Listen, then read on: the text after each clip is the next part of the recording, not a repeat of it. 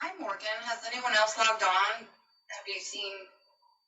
No, I haven't. But he's typically a few minutes late to this 3 o'clock session. Okay, great. All right, cool. I'll just hang out and wait. Thank you. Sounds good. Welcome. Typically, I'm in this one alone.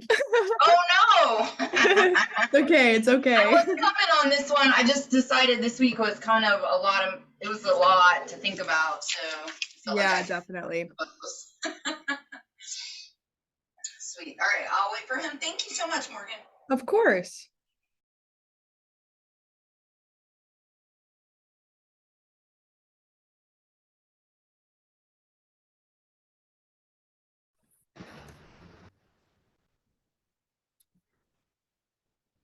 Hello.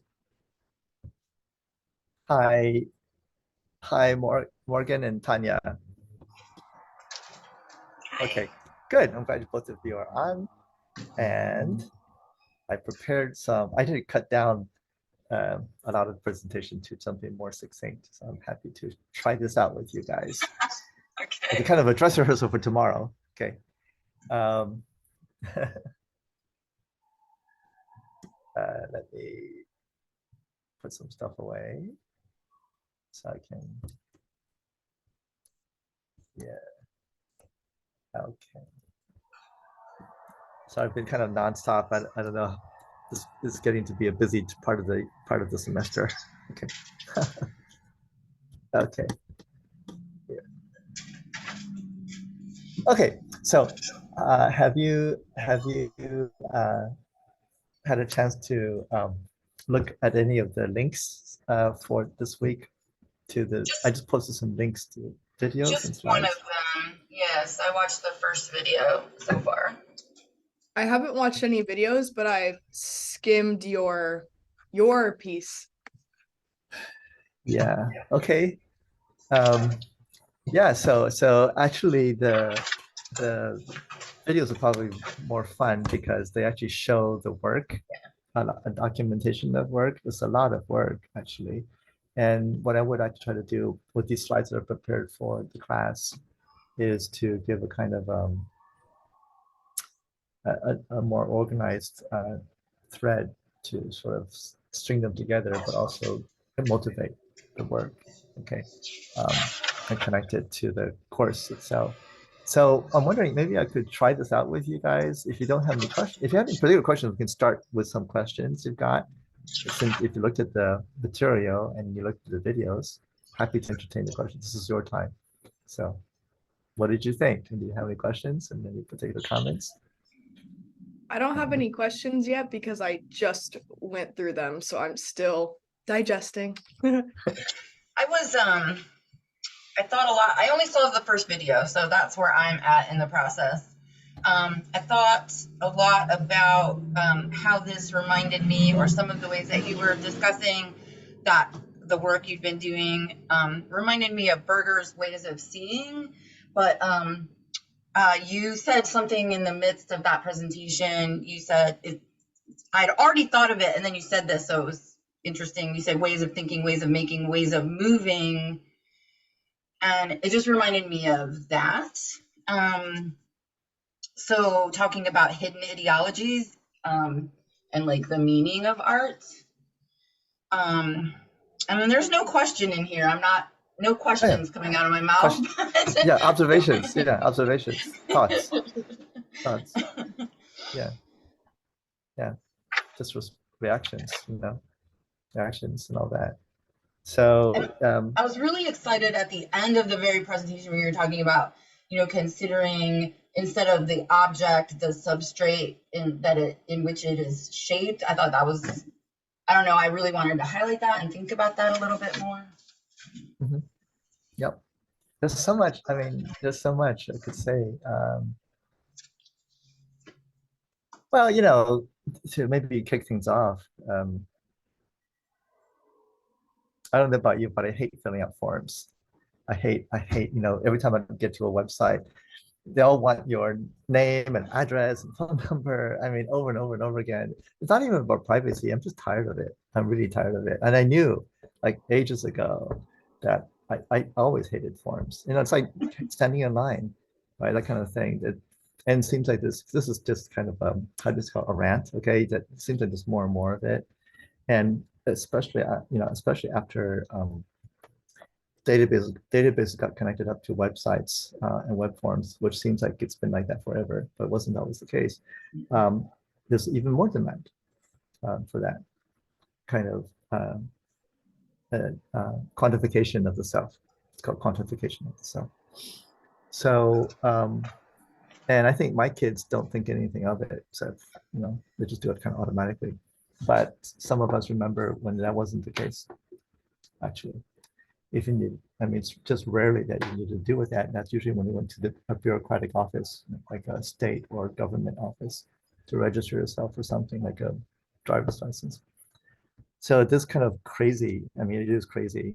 It doesn't seem like that because if you're in the middle of it, but I think it's actually insane, how Yeah. much data is required from us. Well, it's one of the things with the internet. I mean, it's everywhere. Like if you want to even just look at something, right? I want to look at this. I want to, then they want a bunch of information from you, more than they even want you to pay them. And Exactly. It feels like the technology we've developed is just a really, really efficient way to advertise to us constantly. And I dislike that. Yep. It's very annoying. Yep. I used to work in the mortgage industry for many years, and I had my own company. And when I first started working in that space, we hand wrote and hand typed all the applications. So all of the documents that had to go into an underwriter would be put together by us by hand. And then when the automated system started up, it became a different career, right? Can you say a little bit more about how it became different for the clients and also for how you relate to the clients? Yes. So, when I first started, I felt like I was very engaged in the work as a service to people. I worked with a lot of people who were, maybe first-time home buyers, or they were having troubles of one kind or another. And it was very personal for me and personal for them. And we formed a relationship. And then I would have to make a case for quite often. I would have to put a package together to let an underwriter know, like, here are the weaknesses and here how we accommodate those weaknesses. And I would have to, help convince them to let go of some money. And then over time, as it became more and more automated, even the underwriting. So it was no more at all a process of, showing the unique and positive features of someone's application. It was plug in the information and it spits out a decision, and that's it. Period. I'm so gratified to hear this directly from you who worked in that industry, because that's what I was saying for a long time, predicting that's what would happen with machine learning and algorithmic technologies, and it's happened. And unfortunately, you had to live through that. Well, unfortunately, we all had to live through that. Okay. So I said that I remember in 1997, I said at Stanford and Berkeley and MIT, it's giving talks about, when people were talking about building the new world of digital libraries, et cetera, saying when we do this, we're going to have one side more data describing entities, people, and also more purchase for algorithms to make decisions based on that data. And I use the loan mortgages as the example. That was one of my test cases, and the other test case was medical insurance, and this happened exactly as people were saying. So now here's the thing, but I started the lab called the Topological Media Lab, and the kind of the motivating questions was how else can we use computers that's not based on databases, it's not based on describing what computer science called the ontology, what is the world made of, what are the objects in the world, and what are their predicates, meaning, for example, age, sex, annual income, married or not married, or have you ever been in prison? Da da da. You can just invent a whole list of things. So, but instead of thinking about the world broken up into schema, these are database schema, right? So there are these objects and there are classes of objects, et cetera, et cetera. Let's think about, can we think about how things change? And this brings me to what you remarked, you know, from the talk you heard. So instead of thinking about not what things are, but how things change. Okay, that was one of the beginning points, and that goes all the way back to Taoism, to Taoist philosophy, ancient Chinese philosophy on one side, and the other side going back to Heraclitus. He's an ancient Greek philosopher. Maybe you've heard of the guy, Heraclitus, either of you? Sounds familiar, but I can't. Yeah, Nothing's coming up. you probably, because he's the one who said you can't step into the same river twice. You heard Mm, that saying? You can't step into I the same river have. twice.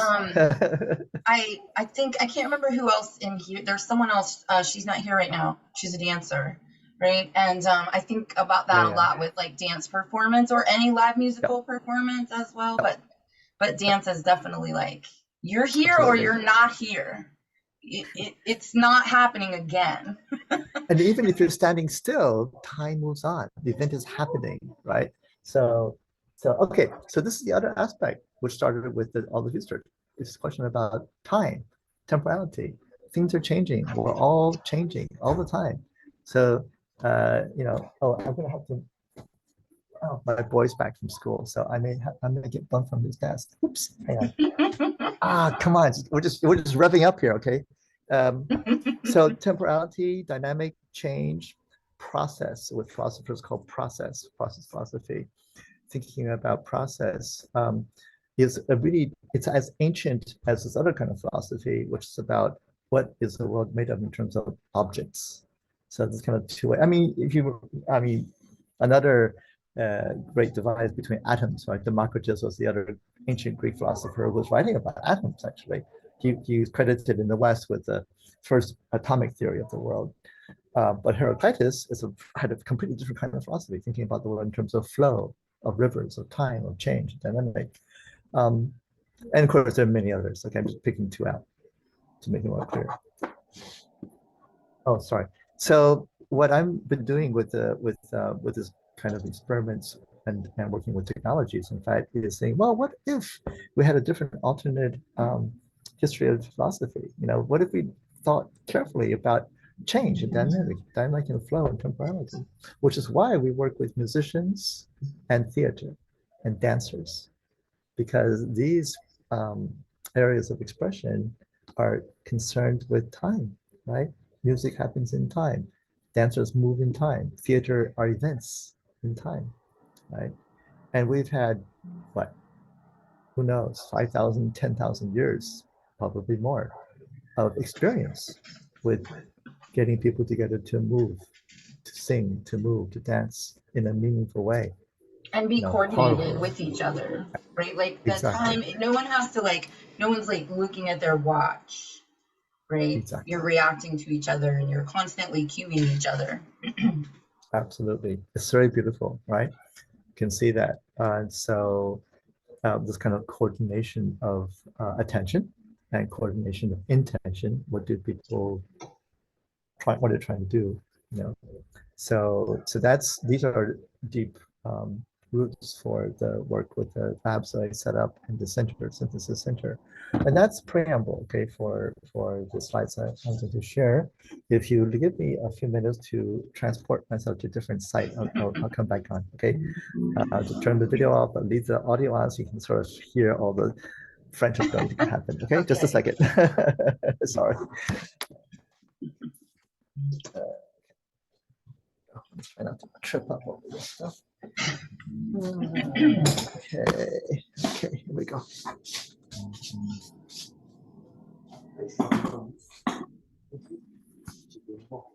Hi. Welcome back. Sorry, I was just using your desk, so we'll move to a different place. So it's all yours. Okay.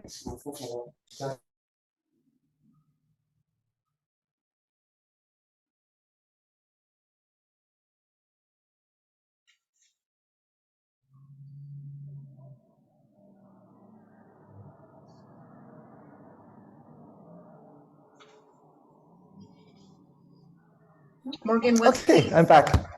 I'm back. So, okay, it's cooler here.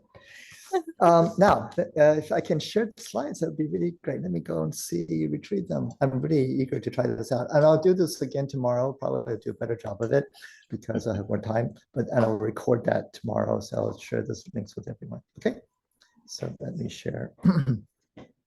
Share screen. Yeah, here we go. And see if I can run it. Oops. Pause. Try again. I have to restart. Try again. Share screen. Sound. Okay. So, okay, starting with the Greeks. Okay, this is a story that I like to tell. This is a famous work by Plato called The Republic, where he's talking about the city, and in the ideal form of the city. He put the philosophers on one side and the artists on the other side. Which side? Well, the philosophers were the ones that he said you could trust to. That's their job. Their job was to talk about truth and talk about the right way to behave, the right way to be a citizen, the right way to treat each other. What was basically the proper way to run a city. Okay, so and why did he put the poets on the other side? Why I put it here because poets, writers, artists, because you say, well, these guys, they make representations, they make copies, they make fiction. It's not truth, it's fiction. I'm caricaturing, all right? It's actually a great work of philosophy. But then I remember reading the story, and then I remember digging in a little bit more, and then I noticed something really interesting. He actually didn't put all the artists over on the other side. He kept music and dance along with the philosophers. And of course, I'm biased, but I have a kind of personal interpretation of that. So, well, maybe let's speculate. So if writers and painters, don't trust them, we're not supposed to trust them according to Plato because they make representations of reality rather than do make reality. Why do you think Plato excluded music and dance or kept them with the philosophers? Why? What do you think? Would you mind restating the question? You cut out a little bit on my end. Why do you think that Plato would kick out the artists, the writers and the poets and the painters, but keep music and dance on the side of philosophy? Speaking truth. I mean, there's no how do you dance a lie? I don't. It's happening. It's happening right now. So it's fun. It's like the most true thing. What'd you say? I think that's really deep point. I think so, right? In other words, it's an action. Same thing with a performance of any kind, right? We're performing. It's an action. We do it. So it's not like it's very interesting. Also, I thought something which is music and dance. I think really maybe, of course, this is speculation on my part. I don't know enough Greek to tell.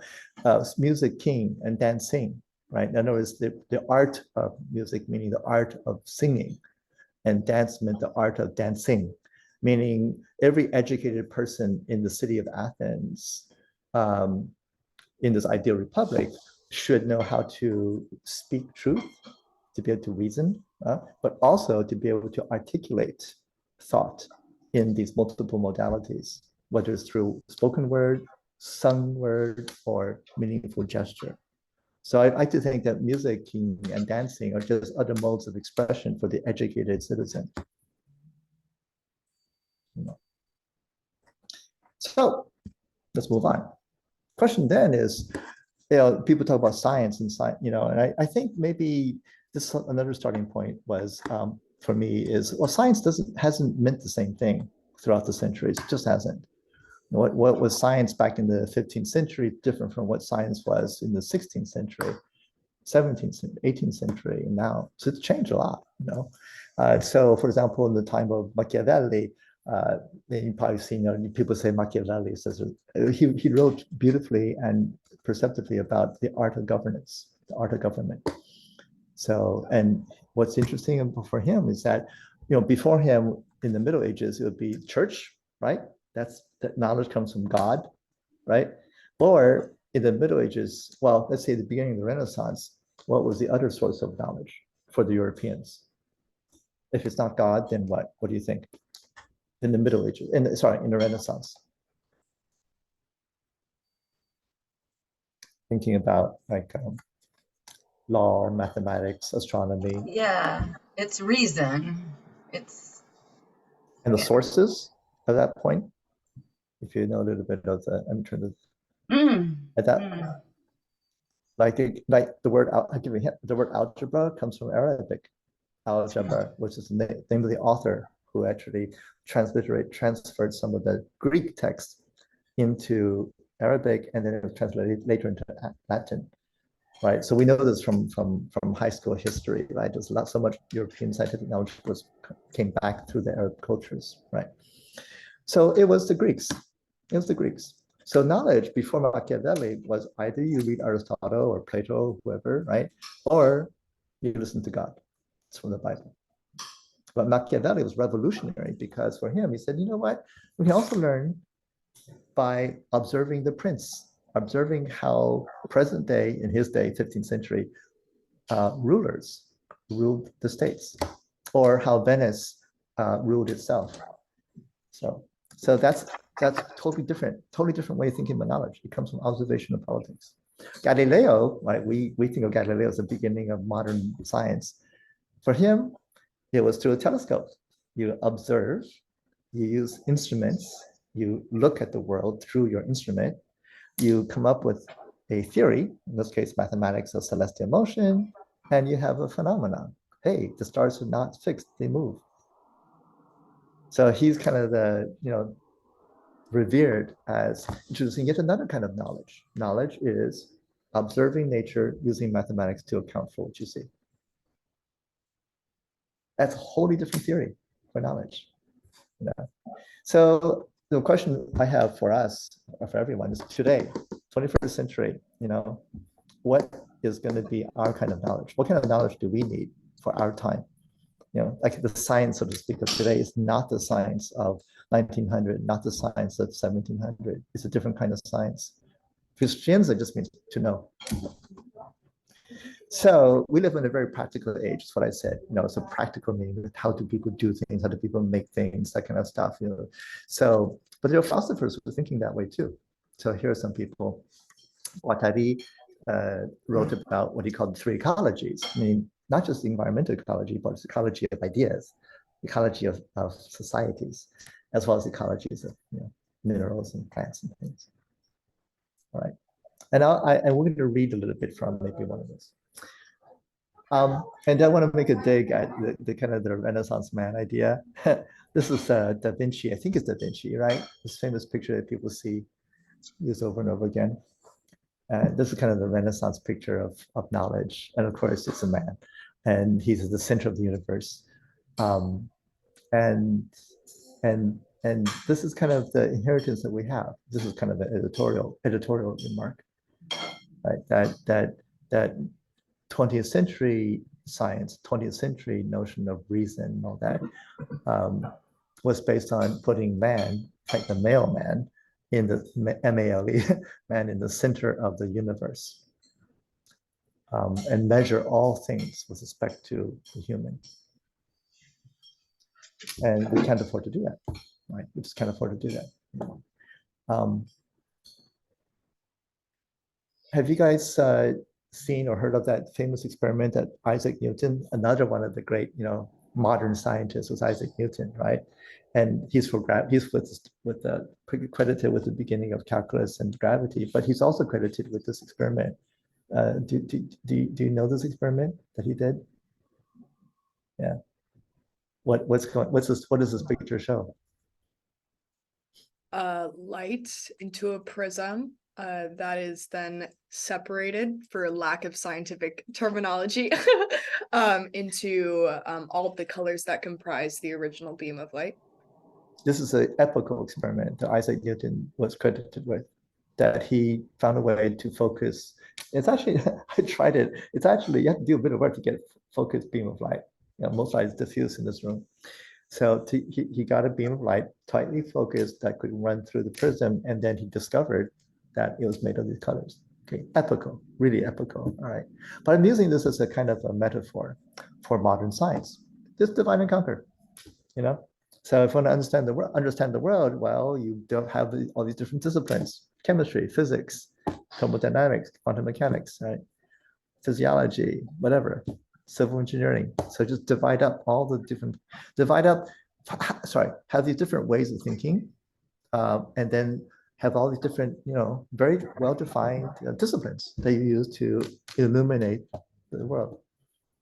Okay, so this kind of divide and conquer has been very successful. Okay, but also it subscribes to this kind of belief that in order to understand something, you can just understand it from one point of view and then from another point of view, and then get the whole understanding by adding the points of view together. That's called the modularity thesis, right? Which we know is not adequate. Okay. Now, in the class, I've seen some references to alphabet and genetics and to Turing, to AI, stuff like that. But all these different kinds of ways of thinking are predicated on modularity thesis. This idea you can divide and conquer, and also work with this notion of a fundamental unit out of which everything can be built. People say that, I'm going on and on here, so maybe you can wave your hand at me to put in a comment.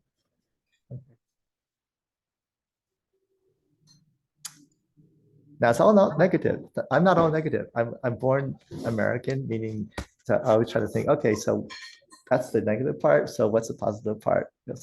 So I think, well, what synthesis was, when I started synthesis in 2013 at ASU, was do the opposite. Take all these different disciplines and get out, not white light actually, because there may be a bit more signal processing than there is, I don't know, building engineering, whatever. But so there are different different representations of different balances. So we get different kinds of combinations of illumination that we can cast upon the phenomena to make more visible some aspects rather than other aspects. That's basically what it is. And the way we do it is experimental. And not just sit back. I mean, yes, we write things on paper and we do things on the board, we do theory stuff for sure. That's part of it. But we also do experiments, and that's what I'm going to show you now.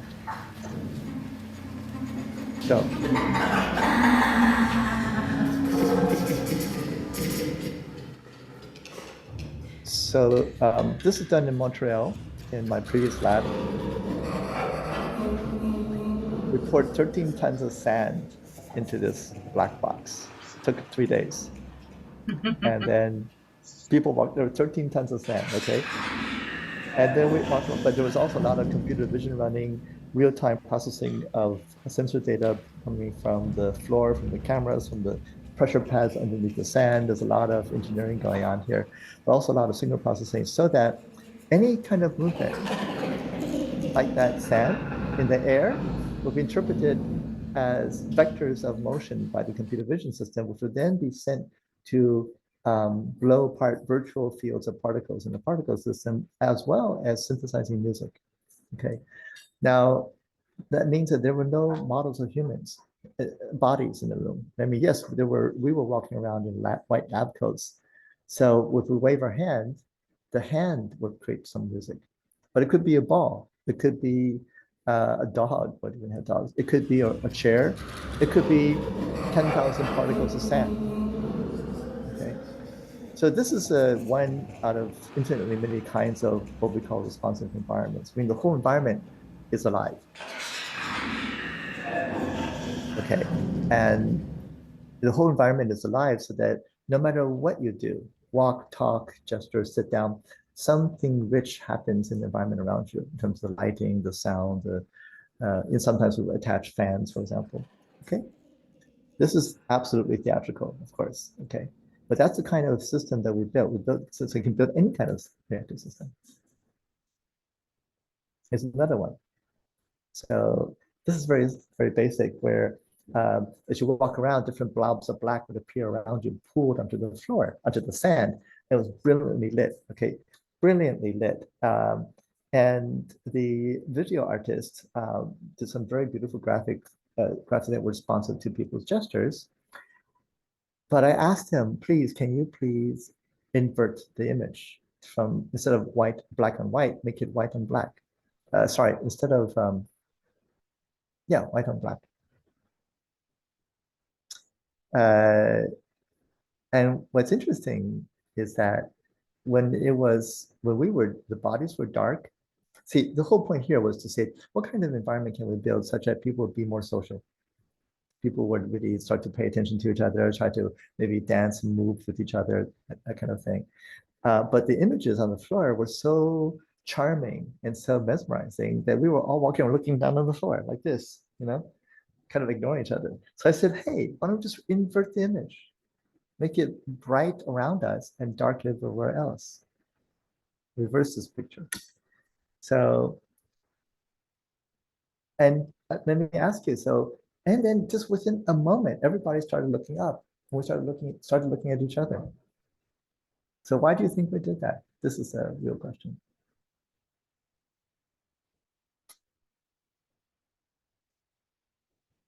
When we flipped from projecting black around us on white background to projecting light on us on a black background.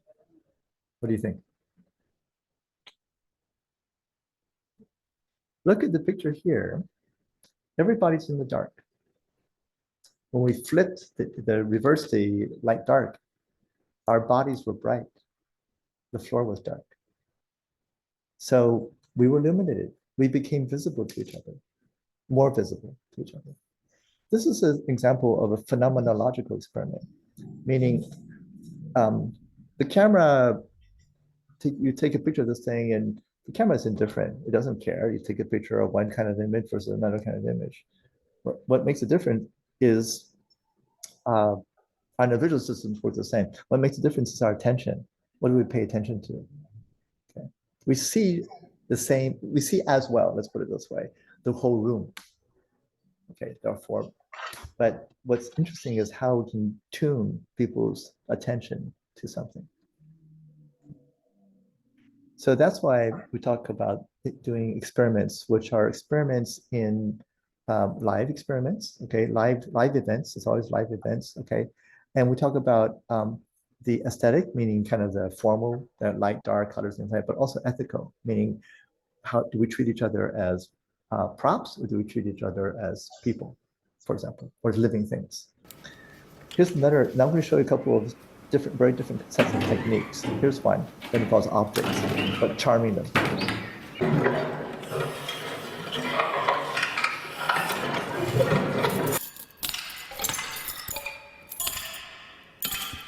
Sorry, I'm going to try to make it so it's easier to understand here. Try again.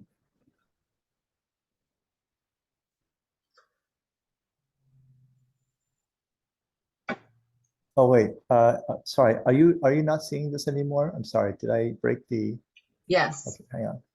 All right, let me break this. Back. Share screen. This. Okay, here we go. Because we may not have time, we'll move on. Okay. This is where what we did was we took ordinary objects like apples and pine cones. We attached sensors to them. And then we do some sophisticated analysis of the vibrations coming from the sensors to use them to produce sounds they normally wouldn't make. So to revoice a balloon, to revoice a pine cone using these techniques. Oh, okay.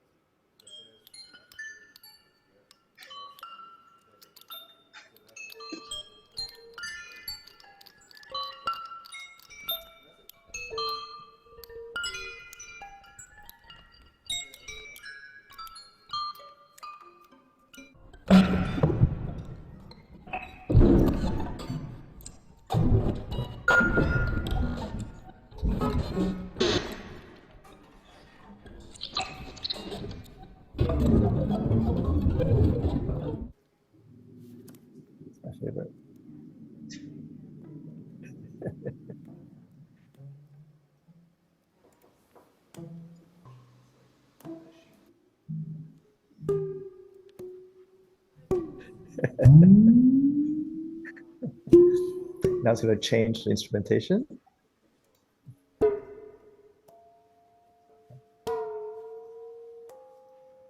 Just change it from like a drum to a metal can. So basically, any kind of object can also serve as a sensor, as a way to articulate something in the world, to voice it, right? But also as a sensor to measure activity. Now, in synthesis, we did something much bigger scale. So that was with objects, right? But we also extended to the entire room, where in this case, we took a real time, sorry, we took a weather system model from working with the National Center for Atmospheric Research in Boulder, Colorado, took all the equations and we implemented them in real time. So usually it takes days and weeks to compute things, okay, at a certain scale for the planet, for the weather system, for the continent or the planet as a whole. But we did a speed up version, so that your motion, your body, where you sit, or in this case, props like a black pole, are interpreted as mountains or bodies of moisture. So your motion is air. When you become a cloud, you become a hurricane, you become a field of heat or moisture. Okay. So in this case, the weather becomes something steerable. They can steer the weather, right? And also we rescale time and space to the body so that body's movements, you can take a few steps, you're actually traveling, stepping across maybe 100 miles, right? Or stepping across a couple of days worth of time. Okay. Nothing's recorded here. It's all gestural. Okay.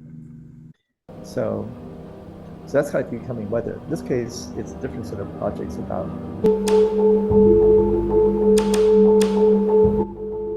what it would be like to become more like a plant. Okay, in this case, it's working with the dancers, who of course are expert movers, in improvised form, where the real-time media was being stirred up both by the activities of the bodies of the dancers, as well as the time-lapse videos of the plants.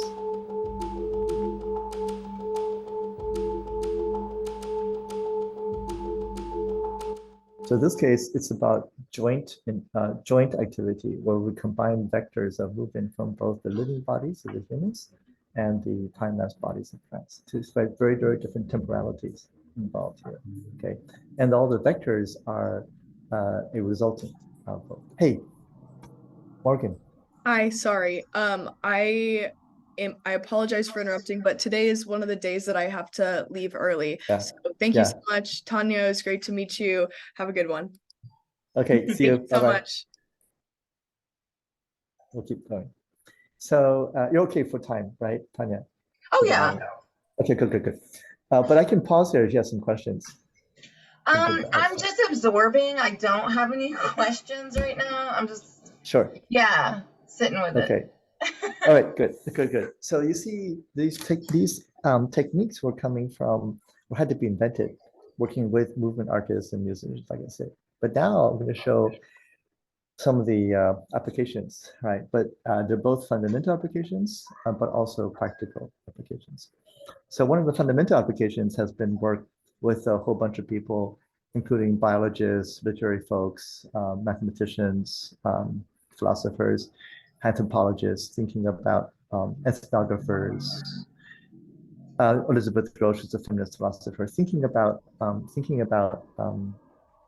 how things change, ontogenesis, meaning ontogenesis rather than morphogenesis, meaning not just forms, not just shapes, formal things, but really stuff itself, the material. And this can be done at different scales, whether it's a scale of individual organisms, or a scale of, or the level of language, how new metaphors, let's say, emerge, new concepts live, flourish, die, societies, cities. I'm going to skip over some things, okay, here. And in terms of the applications, we've been thinking about applying some of these to try to think about how to deal with wicked problems. And this is where I was, I think, a few weeks ago. So let me just pass to that part here, where I'm going to try to think about wicked problems, but not in terms of problem solving the way it's usually considered, where we call it solutionism, right? Right. And I think in your case, I know from your past work and from your current studies, we share some of this skepticism about certain kind of solutionist approaches, right? So the kind of wicked problems we'd be thinking about are questions that actually are perennial, to just remain with us. And they concern not just matters of fact, but also matters of value. So right away, you kind of blend together fact questions with value questions, like the questions of deciding, creditworthiness of some particular client, you know. Another way of thinking about this is, instead of thinking about, what is, like this object-oriented way of thinking about the world, but think about how. If you think about going from nouns to verbs, that means we also go from adjectives to adverbs. Like how, not what is a human, but how to human. Right. You know. And then coming back to the beginning about knowledge. So in addition to the know that kind of knowledge, that factual, so-called factual knowledge, which you can record in a database, we can also think about know how, like how to make something, how to do something, how to ride a horse, how to fix the car. Also why questions, which are more, like value-based questions, and also performative questions, performative knowledge. When to do something, when do I give an encouraging word, or when do I make a criticism? Right. So that's the kind of there's a list. I'll provide this slides later. We have a lot of different streams of research that we've been pursuing over the last, 8 years or so. But then more recently, last 4 years, we've been working with like NGOs, United Nations, cities, strategic foresight centers in the European Union, United Kingdom, United States, thinking about some applications of these kinds of approaches to wicked problems. Sorry, I'm going to skip over to this part here, to building a kind of what we call a place, atelier for prototyping social forms. Social form could be a place like a city or neighborhood. It could be an occasion like a meal or a moment of learning, which is kind of orthogonal to where it's happening. It could be happening at home. It could be happening in a dedicated classroom, or it could be an infrastructure, like a system that enables these kinds of places or occasions to work. And then the idea is to, from ASU, Global Futures, is to have a place where both private sector companies that have some various products and services they want to try out in a controlled setting, as well as researchers can come together in a particular scenario. Maybe it's a waiting room for a hospital clinic, or it could be a post-COVID telematic learning platform. Or it could be a way for a group of professionals in the United Nations with local government officers make decisions on how to run the city of Hanoi. And we did that. We did these kinds of projects. So like a decision-making, conversation-based decision-making practice. Okay. So, but then that's the big project, Prototype and Social Forms project. And this course, in fact, is kind of benefited from some of the pilots that we've done in the past years, basically. So I'll leave it at that. Okay. It's a lot to it. So we'll see. Anyway, I'm hoping to actually enroll support for more projects where we try out some prototypes, some social forms. Right now, the role-playing game is one specific one. We're looking to try out with NGOs and some agencies, federal agencies, and maybe local agencies like the Salt River Project in Arizona, where people have really thorny conflicts to resolve, or to work with, I should say, trying to make some decisions like that. which there's no easy formula you can apply. Right. So. Looks like it's pretty hot on your side too. It's hot over It's here. hot. It's hot It's today. really hot where you are. I Wait a don't minute. like Okay. it. It's been very cool, and it will be cool next week, but it is hot right now today.